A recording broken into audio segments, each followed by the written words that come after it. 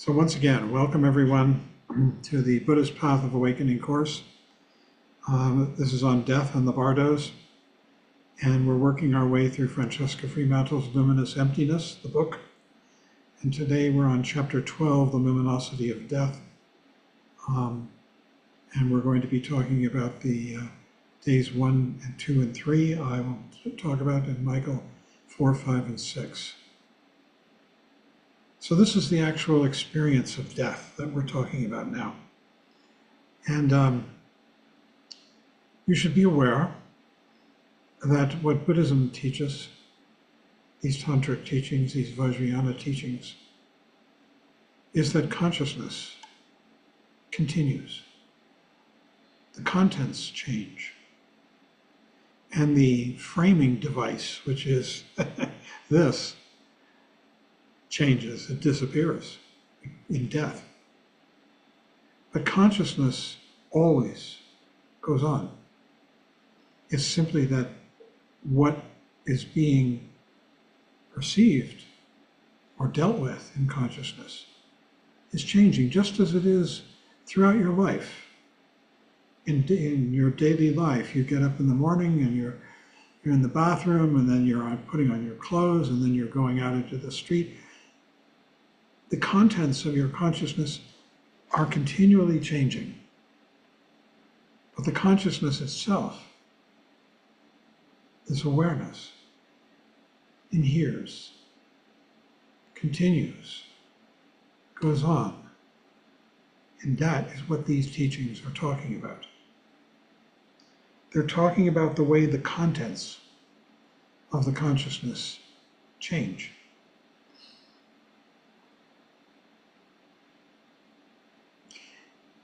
I'm going to pause every once in a while and just see if anyone has any comments or questions. This is such profound material and so unusual compared to what we normally do. Anyone? And if not, I'll just go on. Okay. So, in death, this world as we know it, trees, people, rocks, stars, all changes, perhaps,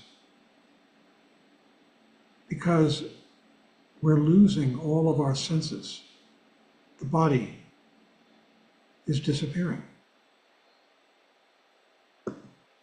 And with it, the sense of sight, sound, smell, taste, touch, all of that is gone.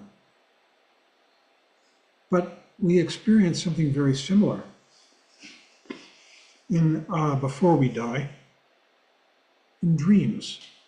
When we dream at night or when we daydream during the day, we detach from sensual experiences of the world, and we live in the realm of the mind. You could call it imaginary, but it doesn't really matter. It's what occurs in the absence of physical sensations of the senses.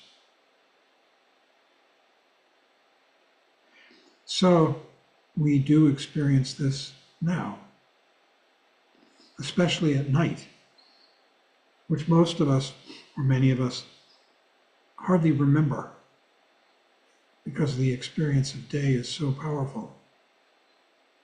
But we do remember, to some extent, these flowing, changing, changeable experiences of the dream state. And this is at least my, what can I say, crude attempt to understand what the state of death is like with its different experiences and its different concept of time. Even now, and right now as we sit here, the concept of time is very, very imaginary, relative. One minute you think time is flying by, and next minute you think it's dragging by because this guy's so boring, or whatever it may be. It's all constructed mentally, and the same thing at night. Same thing, in death. And the experience of death is divided up. Well, first of all, there are the death bardos, and we'll talk about them briefly here. The first of the death bardos is the bardo of dying itself, sometimes called the painful bardo of dying, in which you watch your body shutting down. This actually happens, and it's likened, they use a symbolic language to talk about the shutdown of the body, and talking about the elements. The first thing that goes is the element of earth, which is the solidity, the heaviness, the impenetrability of the physical world. And that is the first to dissolve in death. The second is the element of water, which is motility, things that move, constantly changing, these words, these gestures. As you turn your head, everything changes. That dissolves. The third is the element of fire, that this all has heat, life, meaning in it, and that begins to dissolve. And the fourth is air, which is motion, that things are continually moving fast, and that dissolves. And then the fifth, if you can call it that, is not really an element, it's the experience of space. And so the body dissolves into space, is the fifth stage of the physical dissolution of the body in the process of death. At that point, there are different versions of what happens depending on which sect you're part of, Nyingma or Kagyu. But generally, it's said that if you've practiced a lot and can remain present, you have an opportunity at that point as the body finishes its shutdown to achieve complete enlightenment. Most people do not. They just finger snap right through it. It goes like a little click because they're so absorbed in thinking with its objects. If one does not achieve enlightenment, then one moves on, perhaps, into the second bardo of death, which is called the bardo of dharmata. Dharmata means reality. Dharma-ness. Dharmata. And the bardo of dharmata we'll come back to, because that's really the topic of what we're going to be talking about tonight. Then, most people, again, have not practiced enough to see the bardo of dharmata. It just goes by in a finger snap, a blink of an eye. If you've practiced a lot and have the ability to stay present here, now, you will experience the bardo of dharmata in varying degrees depending on the strength of your practice. The last of the death bardos is the one that's most famous in the Buddhist teachings. There we go. It's called variously the bardo of becoming. And in that bardo, it's like a dream, that bardo. In the first part of that dream, you see yourself as you were when you were a child at the age of 6 or 7. And in the last part, suppose dreams. And this is the same with the bardo of becoming. It's very, very changeable, very fast, although it can go on, as dreams often do. And at the end of the bardo of becoming, supposedly, the 6-year-old child looks down and sees his or her parents copulating And if they're humans, which hopefully they are, because it's very much desired to be reborn in the human realm, that's the only realm from which you can really achieve enlightenment. And if they're humans, if you see that the male is attracted to the female, then the child in the bardo of becoming, that 6-year-old child, is going to take rebirth in his or her mother's room as a man, as a male. And if the female is attracted to the male in the act of copulation, it's the reverse. The person being reborn will be reborn as a female, supposedly. These are just rough guidelines. Now,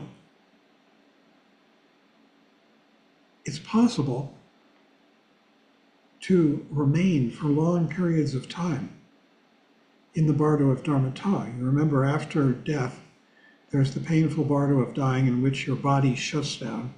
Then there's the bardo of dharmata, and then there is the bardo of becoming.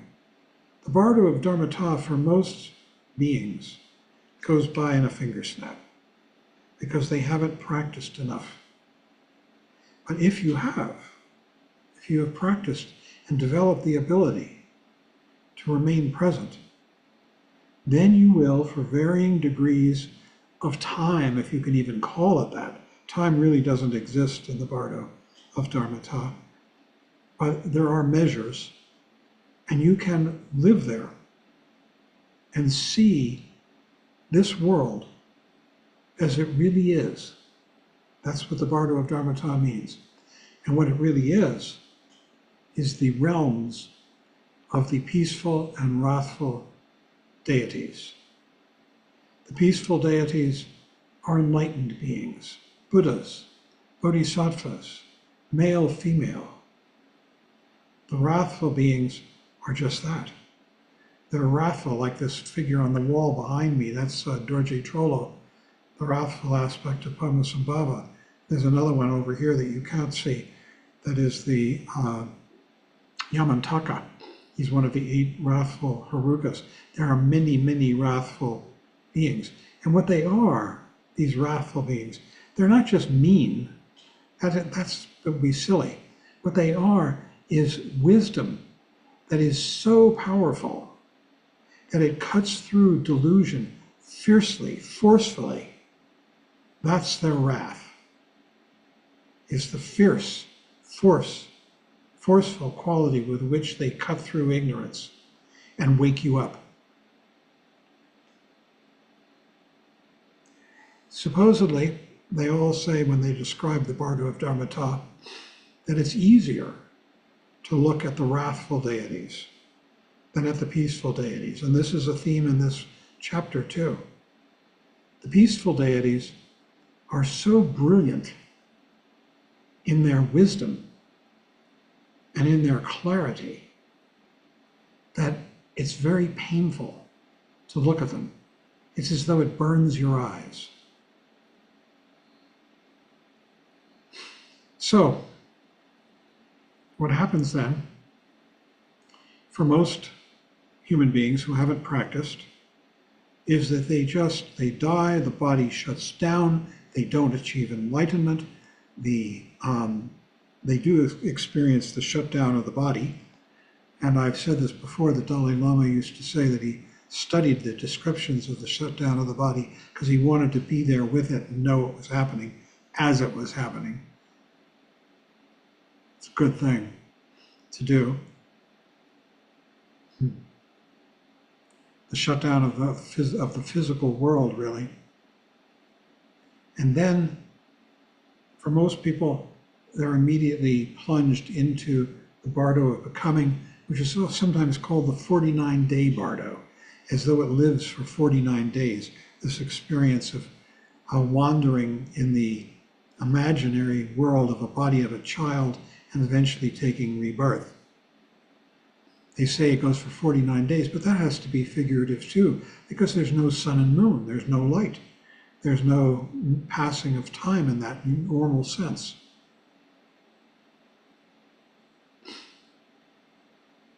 So these teachings are primarily concerned with what happens in the bardo of Dharmata.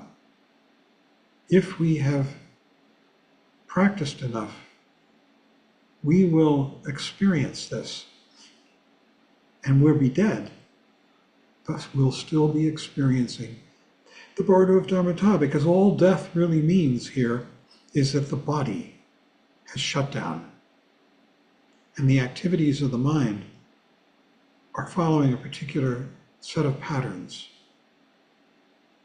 Time doesn't exist in the bardo of Dharmata in the normal sense, but there are passages. And so the bardo is divided into days. These days are figurative. Sometimes they just go in a finger snap. Sometimes they seem to last for a long time, according to the teachings. So I'm just going to go through these first 3 days.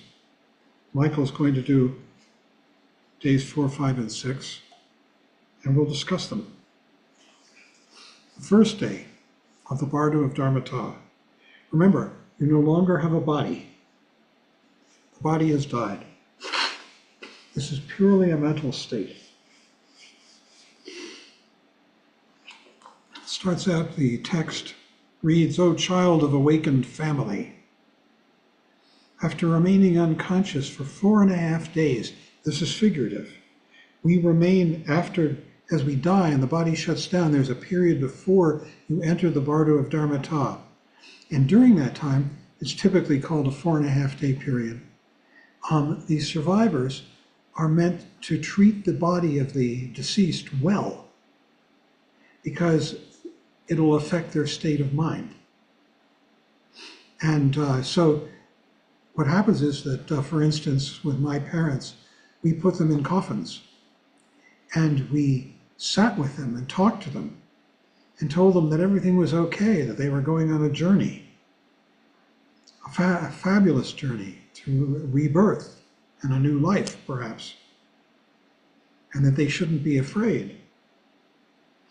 And we did this for, actually, I think we did it for 3 or 4 days for each one of them.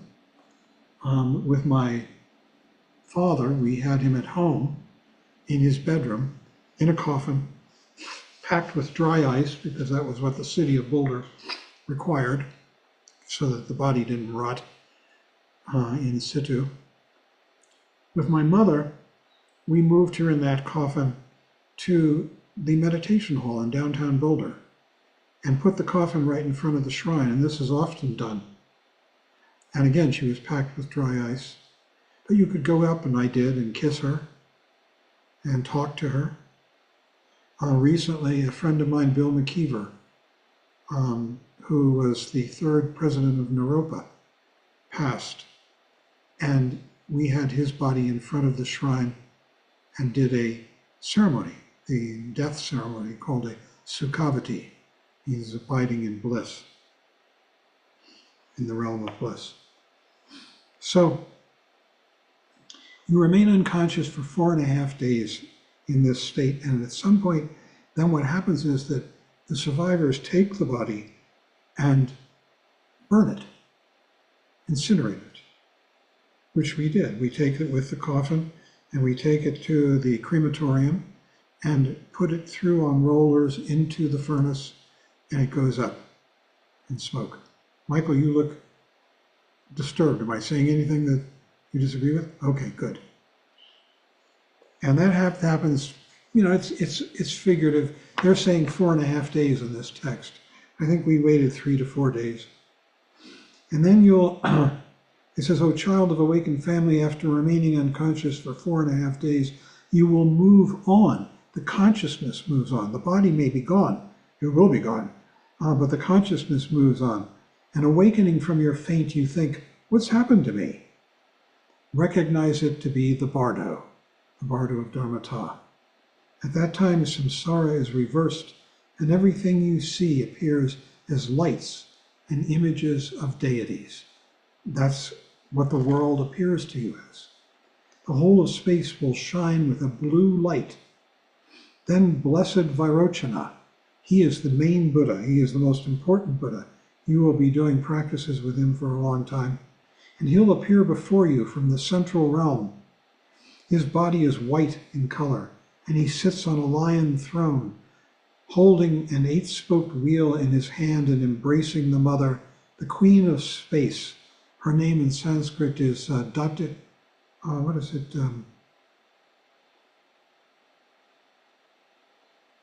In space, Vatvishvari, the queen of space. Mm-hmm. The blue light of the skanda of consciousness, which is the 5th skanda, in its basic purity, the all-encompassing knowledge, clear and bright, sharp and dazzling, will come toward you from the heart of Vairochana, in union with his consort, and penetrate you, so that your eyes cannot bear it. And this is the key. This happens throughout. At the same time, the soft white light of the gods will also penetrate you, both side by side. The element of space contains all the other elements. So what happens is you see that the blue light of the skanda of consciousness, space, is painful. And the tendency is for you to be attracted to the soft white light of the God realm. And if that's the case, and if you are attracted to it, and you enter the God realm and become a god, then you are back in samsara, and you will rotate through the 6 realms, which are the realms of pain. So you really don't want to do that. You want to stay with the wisdom light. The element of space contains all the other elements, so it is the first to manifest as blue light out of the luminous emptiness of the fundamental nature of mind. The family, now remember, all of these are families. You remember we taught the 5 families. They are Buddha, Vajra, Ratna, Padma, and Karma. The 5 Buddha families arranged in the mandala, each one of them different and having different qualities. And this family is the Buddha family, which is the central family in the mandala. And it represents the Buddha wisdom, which is all-encompassing space, non-reactive, just openness.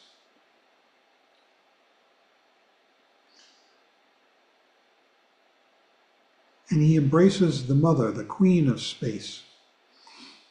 The blue light of the skanda of consciousness, Vijnana, in its basic purity, the all-encompassing knowledge, clear and bright, sharp and dazzling, will come toward you from the heart of Vairochana in union with his consort, and penetrate you so that your eyes cannot bear it. At the same time, the soft white light of the gods will also penetrate you, both side by side. The element of space contains all the other elements, so it is the first to manifest as a blue light out of the luminous emptiness of the fundamental nature of mind. This is what happens to you in death. The family is the Buddha family, appearing within its own pure land at the center of the mandala of the 5 Buddhas. The name of this realm is literally the expanding Bindu, sometimes called the realm of dense array. And it contains the whole of existence and spreads out infinitely to pervade and encompass the expanse of space. Within each atom of these realms, including this one, there are as many Buddhas as there are atoms in the universe. It's completely beyond any normal rules. In this vision on the first day, we find the combination of blue and white that was mentioned previously in connection with the Buddha family. Vairochana, with his radiant white form, is panoramic awareness, the one who sees and knows and illuminates every particle of existence in all directions. He is united with the Devi, Akasha Vishvari, the queen of space. She is white like him, the color of the moon. She is the color of a conch shell. They each hold a bell in their left hand representing the feminine principle of emptiness and wisdom. Michael, this is going to take the whole class if I go on at this speed. What do you think? And then we will do However you want to do it. I think, it's Well, what do people think? Is this useful? Is this helpful? This description of beyond death? Thumbs up. Well, let's keep going then. We'll be a democracy. What were you going to say, Dan?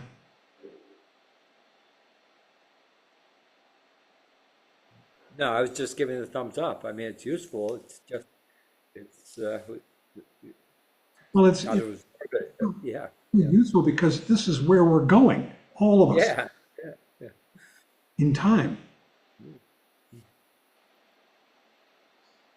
So, in their right hands, these two deities, Vairochana and his consort Akasha Datvishvari, Queen of Space, they each hold a wheel, the symbol of their family, with 8 spokes radiating in the primary and intermediate directions.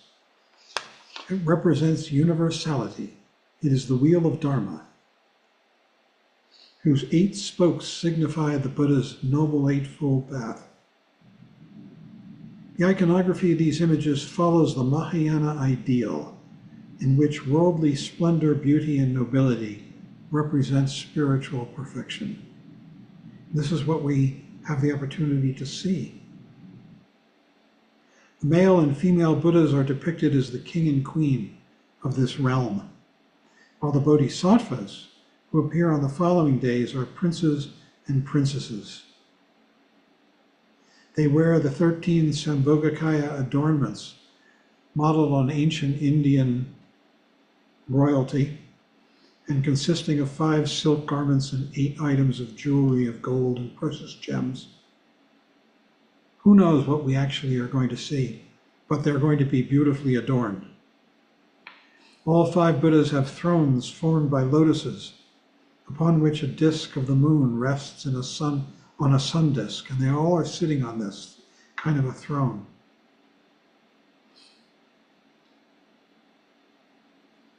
I'm just wondering what to include. There's so much here.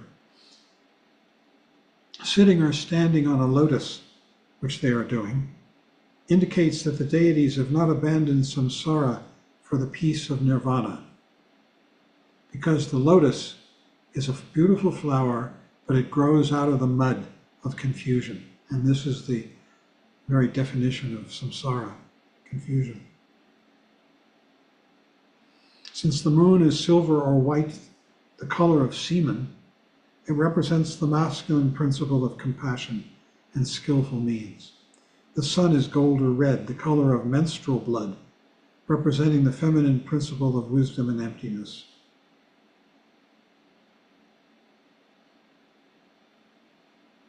Vairochana and Akasha Datvishvari, she's the queen of space, you'll remember, are seated on the throne supported by lions, the king of animals, sovereigns, symbols of sovereignty. These are snow lions. You know, you've seen pictures of snow lions. They're white with turquoise manes. Fantastic creatures with white bodies and turquoise manes and tails.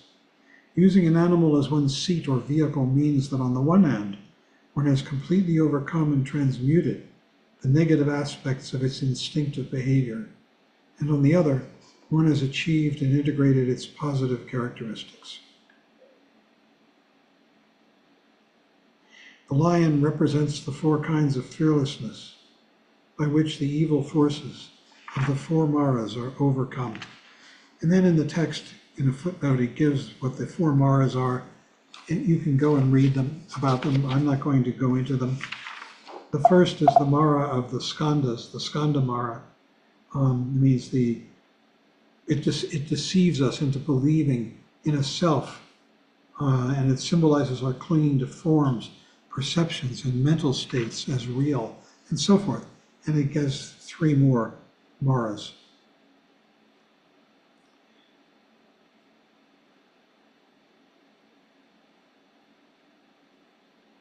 From the heart of the divine couple radiates an intense blue light. This is the light of all-encompassing knowledge, the knowledge of the Dharma Dhatu, the space of reality, remember. It shines out because the skandha of consciousness is purified in its place. In the bardo, we possess all the skandhas and their subtle purified state, and they are the 5 Buddhas themselves. The all-encompassing knowledge is the very essence of Vairochana, meaning that our own skandha of consciousness is freed from dualistic bias and transformed into the all-encompassing non-dual knowledge of total reality. But, and this is the key, the brilliant light of reality is very hard to bear. It is blinding and overpowering. This could be happening now. But the light of reality blinds and overpowers us as it streams towards us. It pierces the heart like a sharp sword. At the same time, another light flows toward us, invitingly soft and pleasant. This is the white ray of light forming a pathway leading to the God realm. It is created by ignorance and delusion. Ignorance means ignoring and closing off from the clarity and openness of panoramic awareness. Because of the negative effects of past actions, the dead will be terrified by the sharp, penetrating blue radiance and try to escape from it. And then they'll wander into the realms. This is something we need to avoid. We need to study reality and gravitate toward it when we die. Trungpa Rinpoche describes this moment of choice as the real meaning of magic. The point at which we can either extend ourselves further and go towards an unfamiliar brilliance or return to a familiar and more soothing dimness is the threshold of magic. This is journey without goal.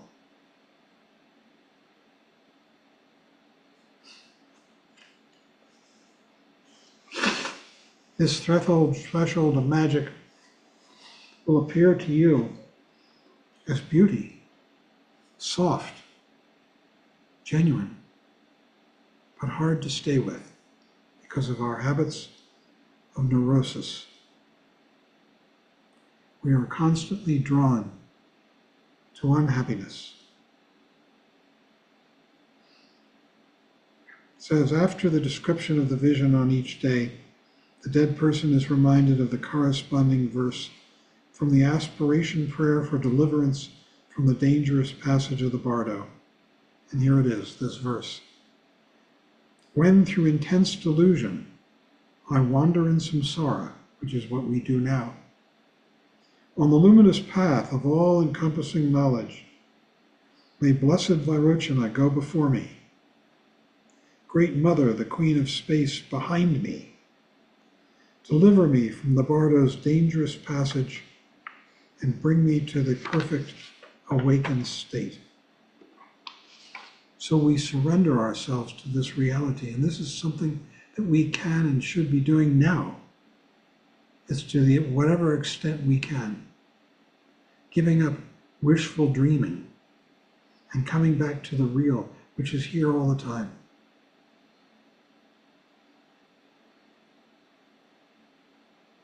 And then we will dissolve into the rainbow light in the heart center of Blessed Vairochana in union with his consort and become awakened in the Sambhogakaya, the central realm of dense array. This is the realm of reality. The attitude of devotion to these teachings and what they describe, is necessary as long as we feel a sense of separation between these Buddhas, the deities, and ourselves. Trungpa Rinpoche remarks about the implacability of the peaceful deities, how implacable and unmoving they are. They cannot be courted or deceived by any kind of self-protective approach. Reality can't. But genuine devotion is the opposite of self-preservation. It is the complete surrender of self. Those who are experienced in the creation stage of deity yoga, and there are a few of them here who are doing Vajrayogini practice, that's deity yoga, or in the surpassing stage of Ati yoga, will be able to recognize the deities as the display of their own mind and merge with them. And there are other possibilities at every point throughout the whole bardo of experience. The state we enter depends on the extent to which we give up self-preservation and let go into reality. Giving up self-preservation. That's the end of the first day. What do you think, Michael? It's a lot of information. It is. We have a discussion rather than do the second day, or what would people like? Second day would be nice. What the second day? Okay, here we go.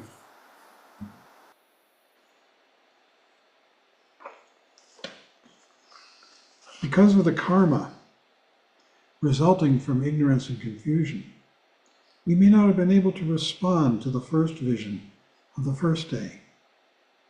The 5 poisons, that's hatred, greed, all of them, form veils or obscurations preventing us from seeing clearly. So we continue to wander through the experiences of the bardo. What are the 5 poisons, Michael? Passion, aggression, ignorance, pride, and delusion, I think, usually. Hatred? Sometimes jealousy, envy. It's the clashes. Okay. And they prevent us from seeing clearly. So we continue to wander through the experiences of the bardo.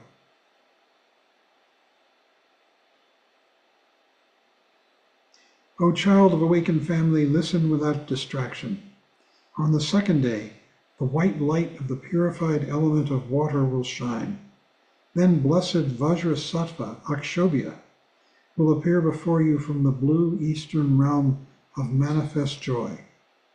His body is blue, and he holds a 5-pronged Vajra in his hand. He sits on an elephant throne, embracing the mother, Buddhalochana.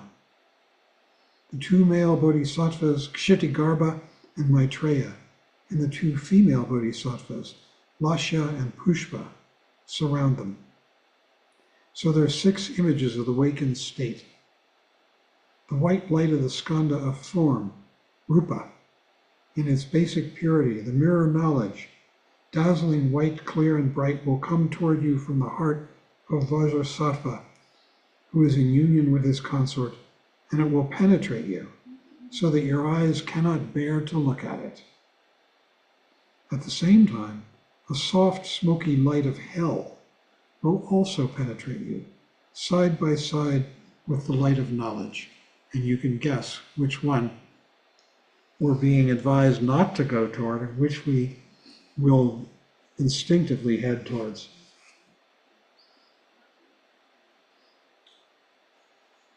Now the Vajra family arises out of the sphere of white light of the water element. Vajrasattva is not normally placed within the mandala of the 5 families, but above and beyond it. He is the essence of all the Buddhas and contains all the families in himself. He is particularly associated with purification, and so is usually white in color, but here he is blue because of his identification with Akshobhya.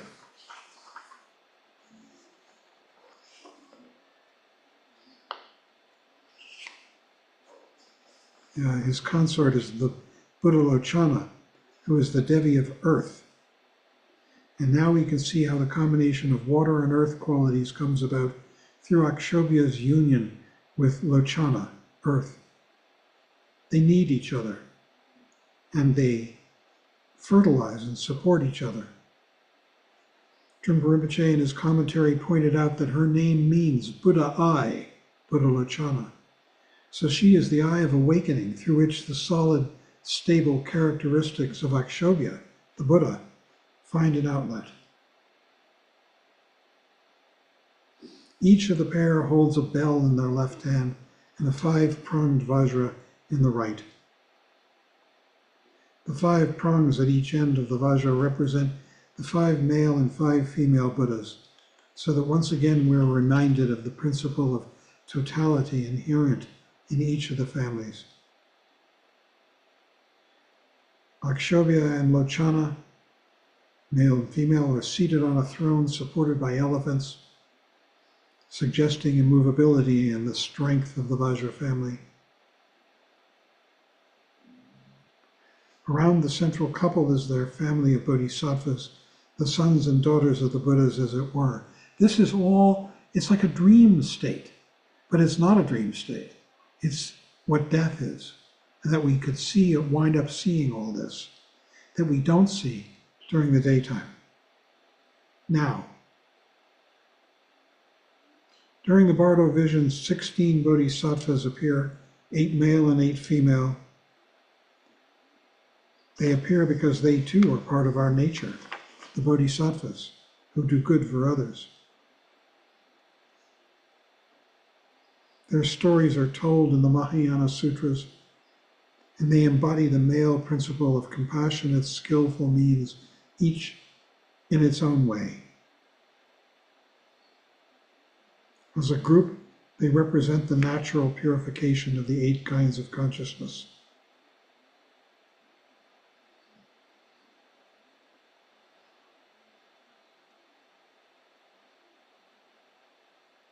The 8 female bodhisattvas are sometimes known as offering goddesses or puja devis. They represent the transmutation of the objects of the 8 kinds of consciousness. The 8 kinds of consciousness, you'll remember, are the alaya vijnana, the storehouse consciousness, the klesha vijnana, which is that's the 7th consciousness, and then we get the 6. The 6th consciousness is mind, thinking mind, and then the 5 senses. Those are the 8. So the 8 female bodhisattvas are sometimes known as offering goddesses or puja devis and represent the transmutation of the objects of the 8 kinds of consciousness.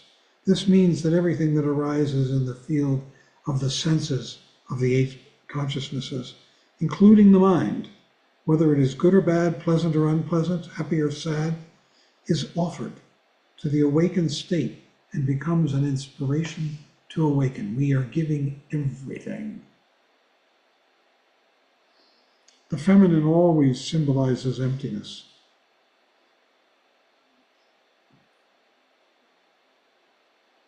Food and drink and all the other sensory pleasures only feed our coarse body and mind, so in the end, they lead to death. But by offering them to the Buddhas, which means enjoying them with awareness from our innate awakened state, they can be transmuted into Amrita, the elixir of immortality. This means this is the food and drink and other sensory pleasures can be transmuted into Amrita, the elixir of immortality, through awareness, always through awareness, rather than through trying to satisfy our urges. On the right of the throne is Kshitigarbha, the essence of earth. He represents fertility and growth. On the left is Maitreya, friendship. He is the living presence of loving kindness. He's destined to become the Buddha of the next age, just as Shakyamuni is the Buddha of the present age. In front of the central pair of deities is Lasya, dance. Trungpa Rinpoche says, she displays the beauty and dignity of the body, the majesty and seductiveness of the feminine principle. She has the color of moonstone. She holds a bell in her left hand, and in her right is a mirror, the symbol of form. And then it goes on about Pushpa, central. She's behind the central couple. Her name means flower, symbolizing the beauties of nature. At the same time, a path of softer light, the color of smoke appears, leading to the realm of hell beings. And this is very attractive and seductive because the lights connected with wisdom are hard to bear, and we could be seduced onto the path leading to samsara.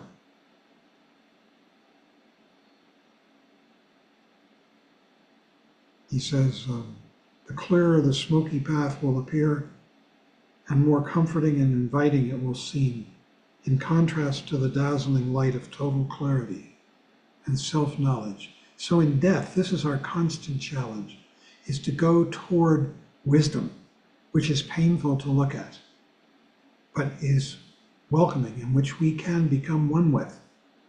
Because if we go towards the soft, inviting lights, we'll wind up in samsara again.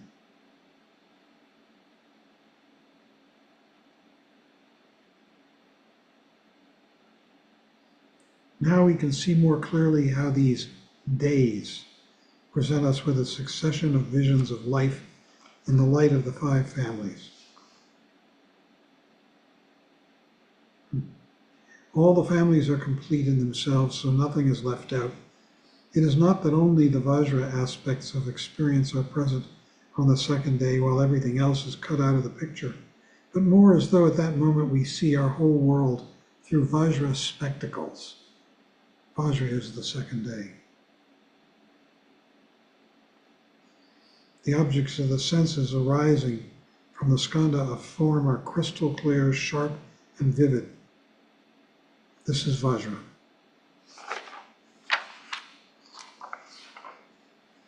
The mind is sharp and clear with the diamond-like intelligence of Vajra. At the same time, there is a sense of firmness and solidity that comes from Akshobhya's nature, enhanced by the earth qualities of Lochana, the female. There is also the compassionate activity of the bodhisattvas and the transmutation of form and vision by the Devis. All these exist inherently within us. From moment to moment, we have the choice of either accepting the world in our usual unaware manner, influenced by habitual tendencies toward negativity and aggression, or of waking up and seeing it afresh through the awakened vision of Buddha Lochana. This is the constant choice that we will have in death. It's amazing, isn't it? The body falls away, we're in a purely mental place, and all of this is going on. The third day, this is the last for me. If one has not even noticed the vision of the Vajra family, or if one was afraid and ran away from it, then the Ratna aspect of one's nature will appear next. Ratna, you remember, has to do with enriching, wealth, earth, in order to transmute the obscuring veils of pride that cause one to continue through the journey of the bardo. This is Ratna, pride. Then there's this quote from the text, "O child of awakened family, listen without distraction. On the third day, the yellow light of the purified element of earth will shine. Then blessed Ratnasambhava," remember, he's a Buddha, he's one of the five Buddhas, "will appear before you from the yellow southern glorious realm," it's called. It's in its name, the glorious realm. "His body is yellow in color, and he holds a wish-fulfilling jewel in his hand. He sits on a throne of excellent horses, embracing the mother, Mamaki. The two male bodhisattvas, Akashagarbha and Samantabhadra, and the two female bodhisattvas, Mala and Dupa, surround them. Thus 6 images of the awakened state will appear out of the space of rainbows, rays, and light. This is going to be in your mind. The yellow light of the skandha of feeling, second skandha, Vedana, in its basic purity, the equalizing knowledge, brilliant yellow, adorned with spheres of light, so clear and bright that the eyes cannot endure it, And this will come toward you from the heart of Ratnasambhava in union with his consort and penetrate straight into your heart so that your eyes cannot bear to look at it. At the same time, the soft blue light of the human realm will also pierce your heart, side by side with the light of Ratnasambhava, of knowledge. And that's going to be much easier for you to look at, the human realm. Within the yellow sphere of light of the earth element, the deities of the Ratna family will appear. Mamaki, the essence of water, is the mother of the family, complementing the earth of Ratnasambhava, the father. Ratnasambhava and Mamaki, these are the enlightened aspects. Their bodies are golden, and they each hold a bell and a jewel, the wish-fulfilling gem that fulfills all desires. The throne is supported by horses, contributing to the general atmosphere of pride, wealth, and nobility that characterizes the Ratna family. The horse represents the attainment of the 4 bases of miraculous ability, symbolized by its 4 legs with magical speed and endurance. On the right is Samantabhadra, universal goodness. He is a bodhisattva, distinct from the primordial Buddha Samantabhadra. He is topaz yellow, holds a bell and an ear of corn, symbolizing fruitfulness, and he represents the consciousness of smell. He's renowned for his generosity in making vast offerings to all the Buddhas. Here he particularly embodies the goodness of the earth with its sense of infinite abundance, confidence, and stability. On the left is Akasha Garbha, the essence of space. Akasha means space, Garbha means essence. He's rich gold in color, holding a bell and sword. He represents the consciousness of taste. In front is Mala. Her name means garland. She is saffron yellow, holding a garland and bell.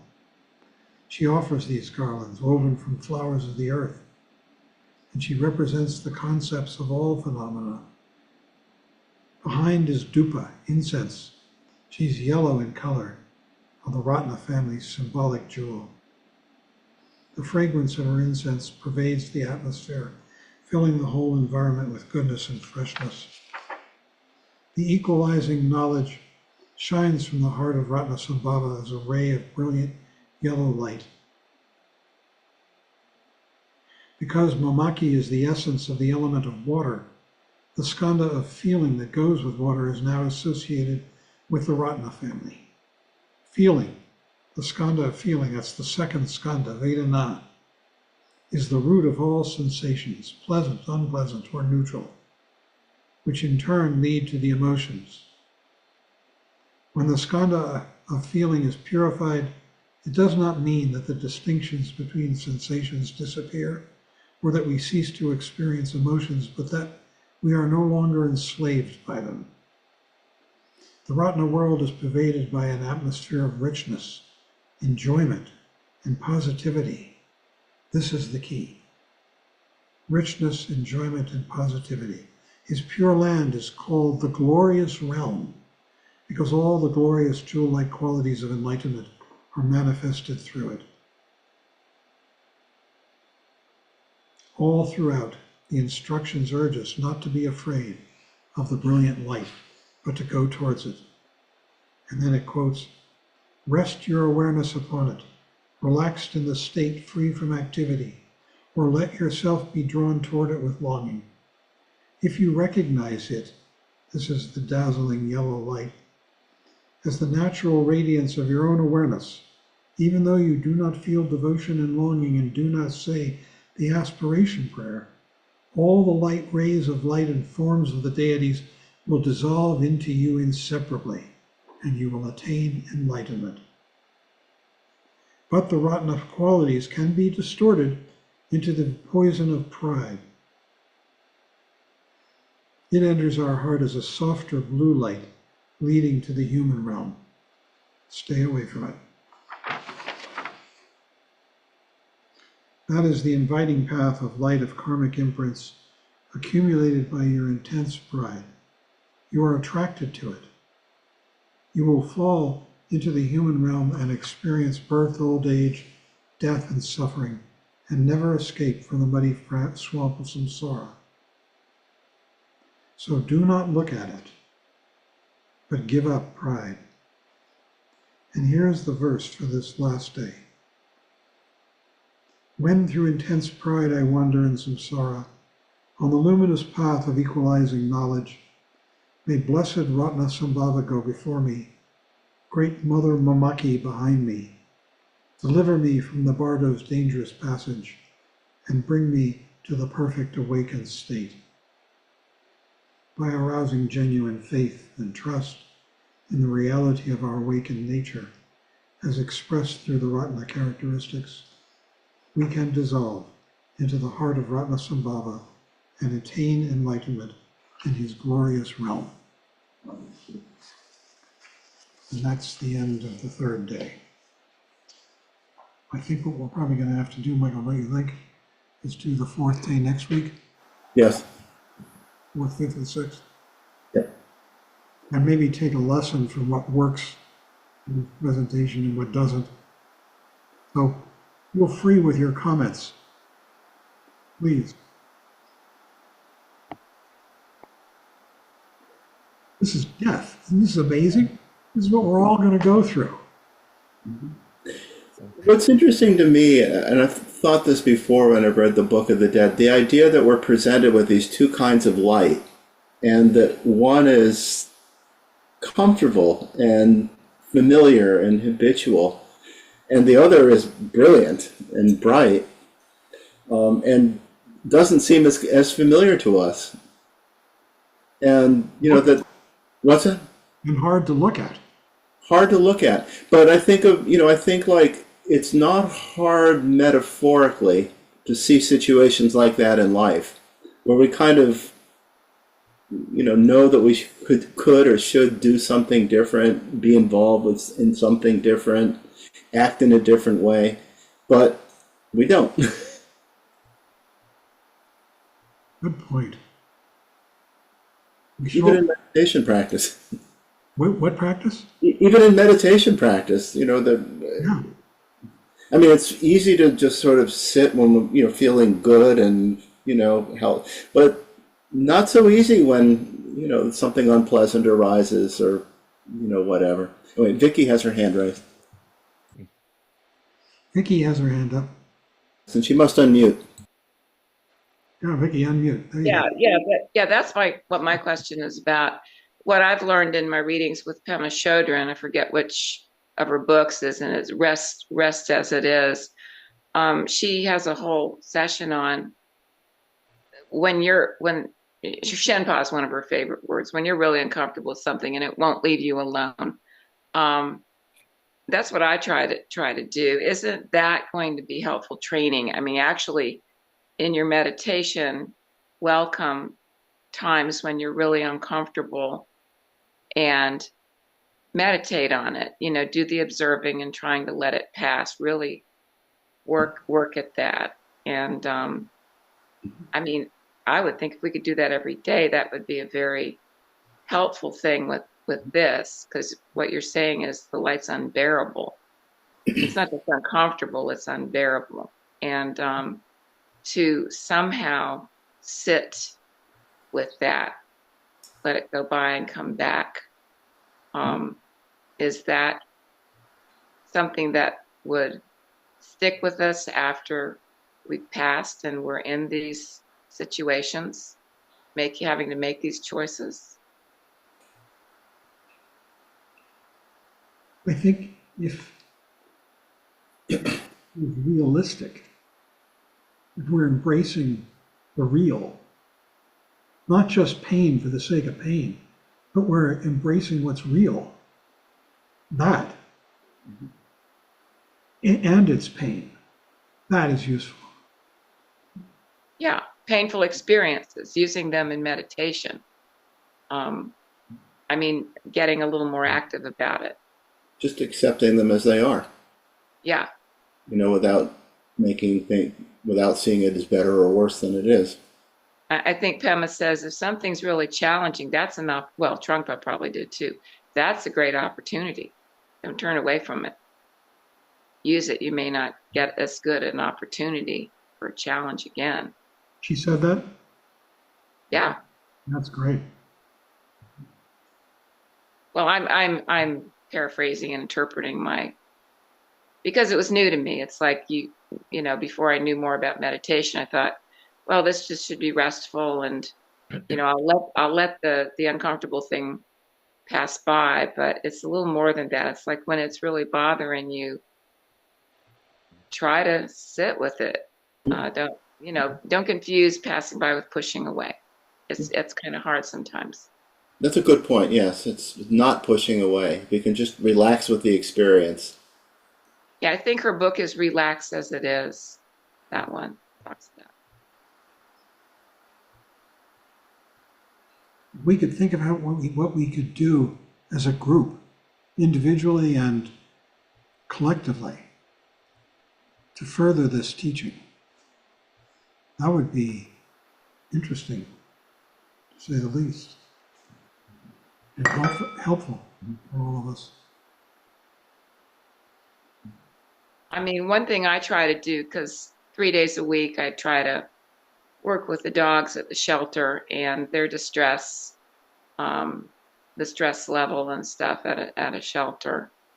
4 of the dogs in particular have a lot of trouble with it.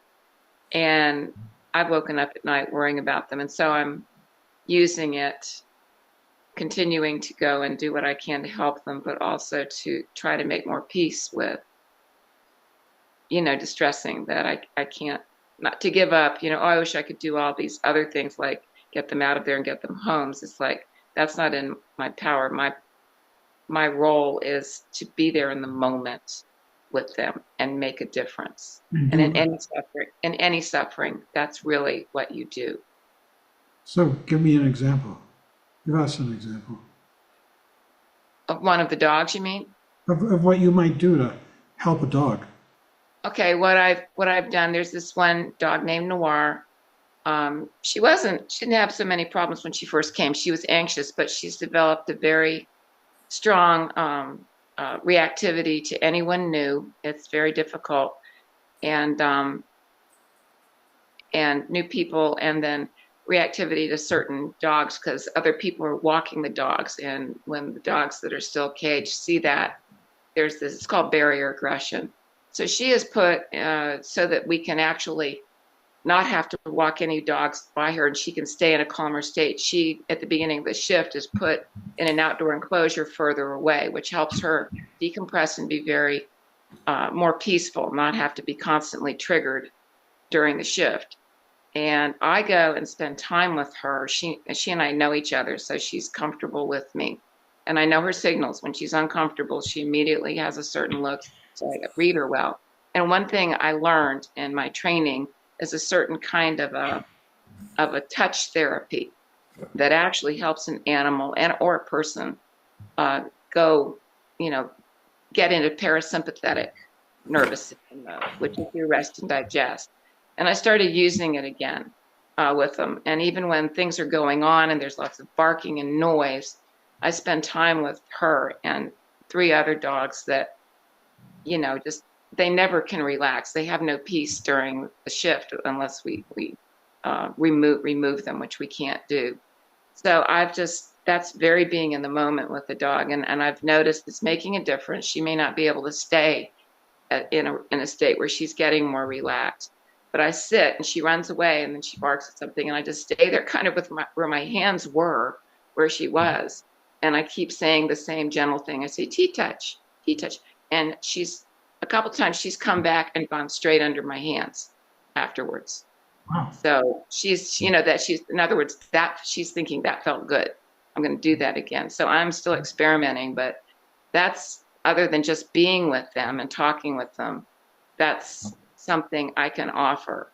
And it's purely in the moment because as soon as I get up and leave, she's out of that state, but it's something and it's more than I was doing before. So. Wonderful. Sounds good. Yeah, next week when we go through the next 3 days, there's a piece on the four karmas, which I think she calls the four enlightened activities because she seems to want to rename a lot of things. But the first one is pacifying. And what you just described is a really good example of pacifying. It's a comforting. It's helping them have a momentary escape with their own nervous system because we choose to react a certain way. And the dogs can't help it here. It's like if you were in a bus station constantly, people coming by and bumping into you, your serenity is disturbed and you have a lot of stress chemicals in your body. So It's terrific. Wonderful, Vicki. We all ought to be looking for opportunities in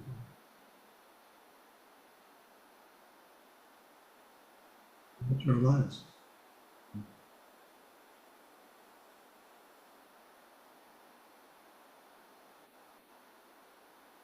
Who else?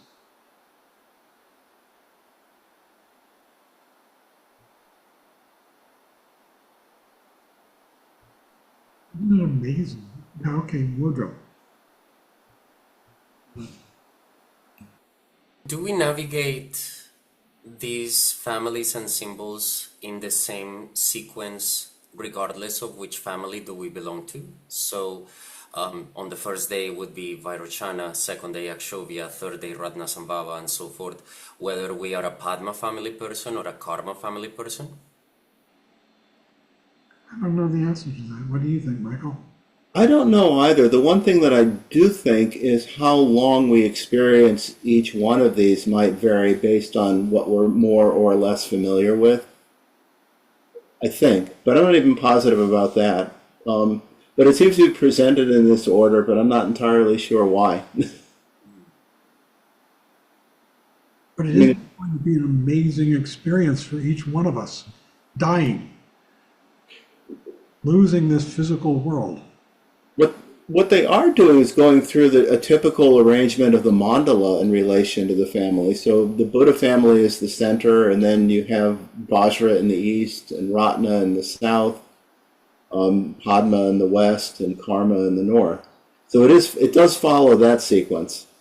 And at the end, on the sixth day, all the families appear. So like the grand finale to a fireworks show. And you see all of them arranged in that kind of mandala.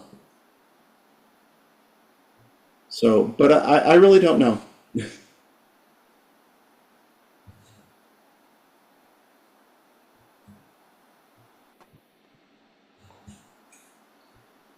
You're going to be here soon, Audra. Fairly soon. I'll see you this Friday. And you still have the open invitation to stay in our bedroom. Whatever you want to do. That sounds good. Have 3 days to plan everything out. And we should make plans, how we're going to connect. Sure. Where I can meet you. That is true. Audra's coming to Colorado. Oh, good.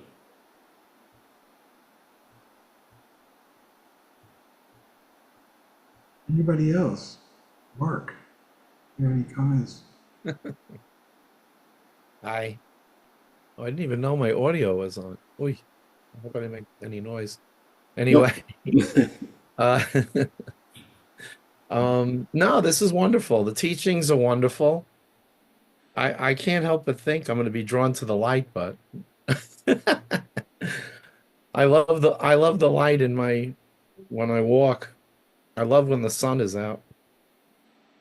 And I don't know how terrible is it? What if you end up going back into a human existence? Is that so terrible? Yeah, I mean, isn't that what we could end up doing? Going to what was that? The blue light? that was What blue. bright? But you could wind up circling through realms for a long, long time. We have infinity. What's the problem? Is it so terrible? I mean, we have, our manifested lives and our unmanifested lives, our dream states and our what we call reality, and it's and shunyata and our meditation, and it's all wonderful. And there are aspects of life that are painful, but there's also the luminosity and the beauty and the perfection in our imperfect world. I don't know. Anyway, it's all good.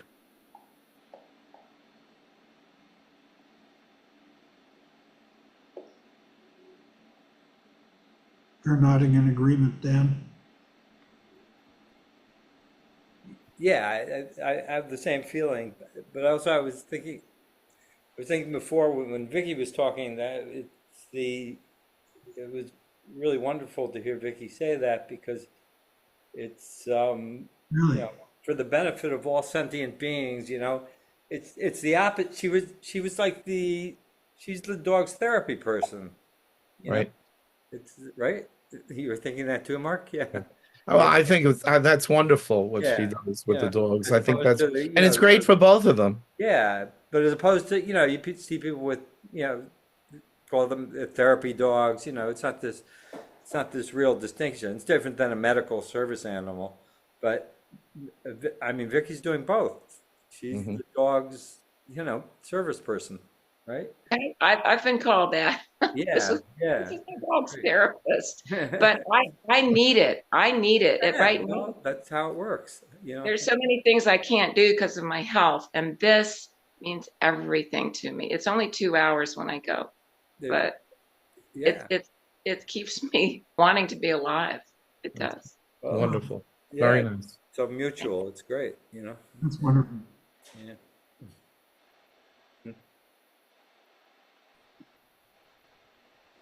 Any thoughts, Karen Sue?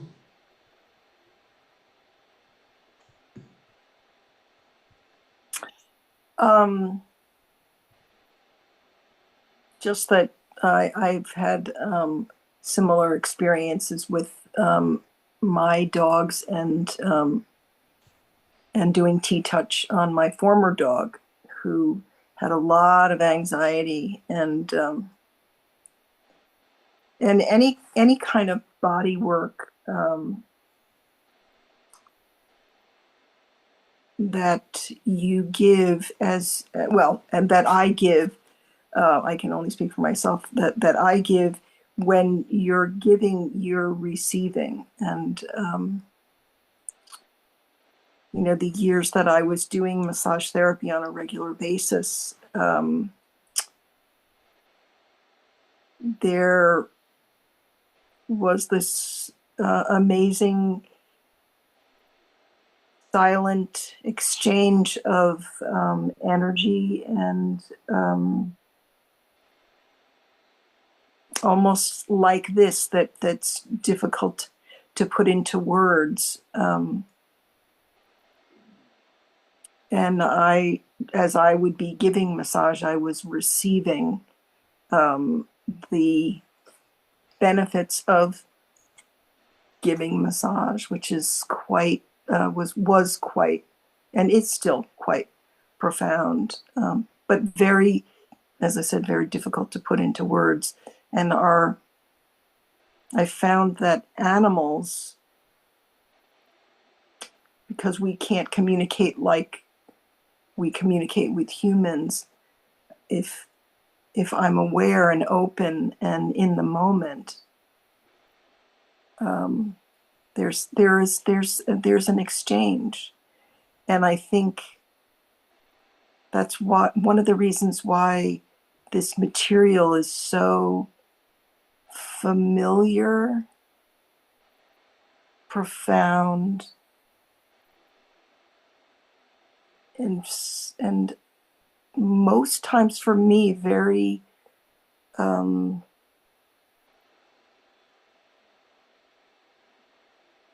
just there. I was going to say calm, but just there. It's quite profound. So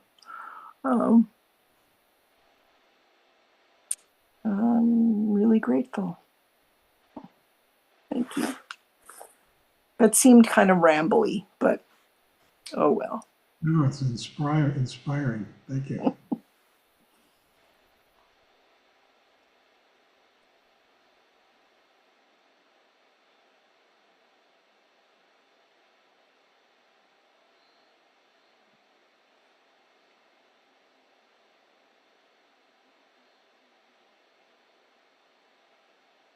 Anybody else? We can end early.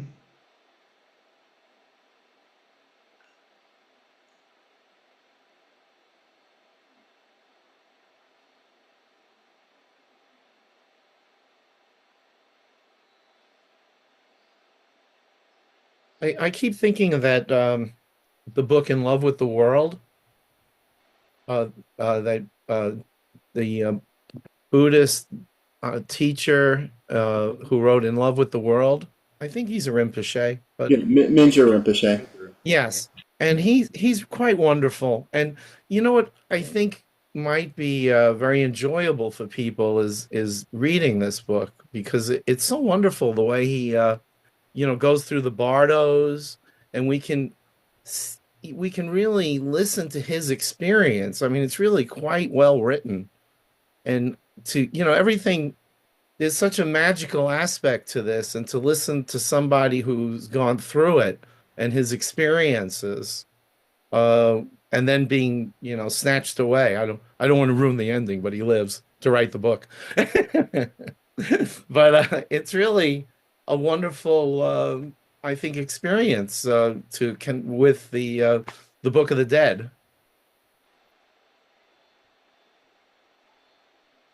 What do you think? That's a good idea. Thanks for the recommendation. I just wrote it down.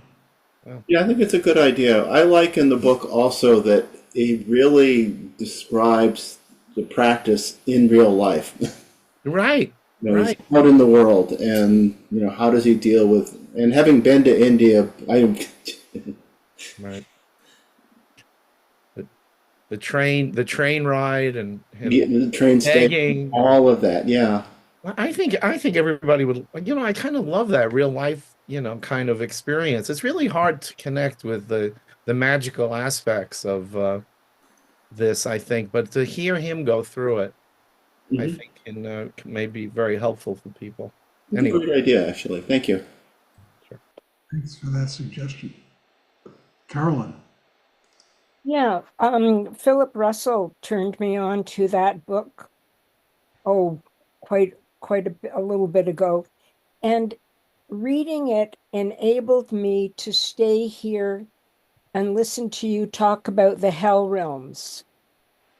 It was a gentle introduction for me, and I really, really appreciated it. Yeah. Tulku Ujin. He was Mingyur Rinpoche's father, as well as Tsoknyi Rinpoche. And who else? Chiki Nima. Chiki Nima, right. There's a fourth, too, but he doesn't teach.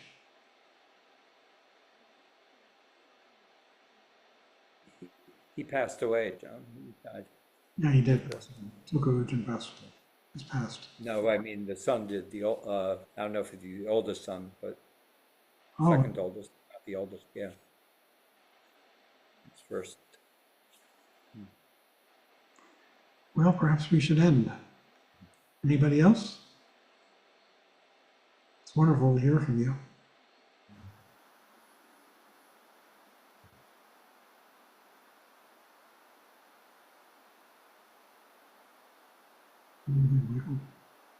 Right, I guess we should end. I will put up the dedication of merit. I should mute everyone first, actually. And we mute everybody? Yep.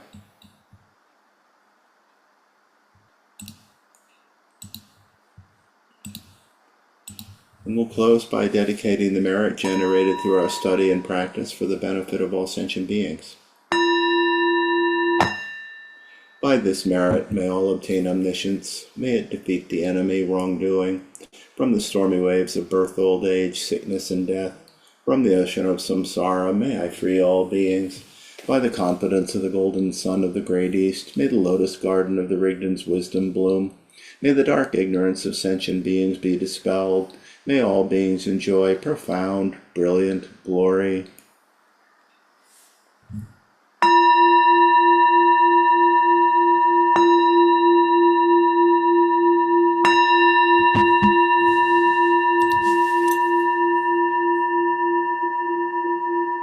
Thank you, everyone. Thank, Thank you, thank John. you so Thank much. you, everyone. Thank you. Good night. Thank you. John. Right. Thank you. Thanks. Good night. Good night, everyone.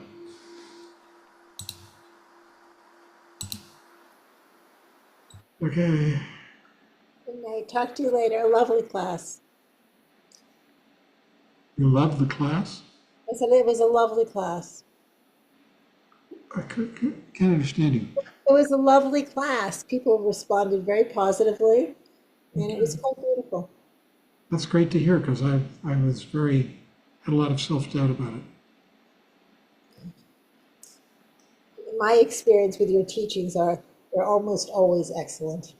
Just so, all right, I'll talk to you later, Don. Okay.